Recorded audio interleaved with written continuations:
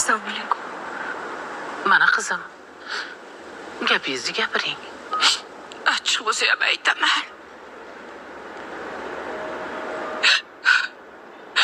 O'g'limni boshini siz yedingiz.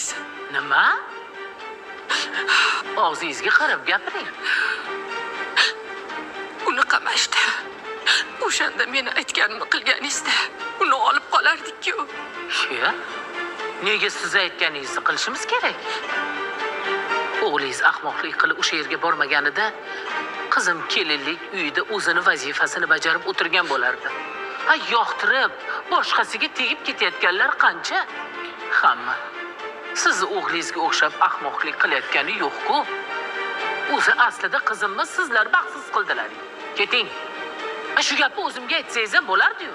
Qizimni yarasini yangilamasdan. O'g'lim qamaldi. Ilohim, sen ham ro'shnolik ko'rma. Ey, Baxtsiz o'tgan. yo'qol uyimdan. Qarg'ishing o'zingga buyursin.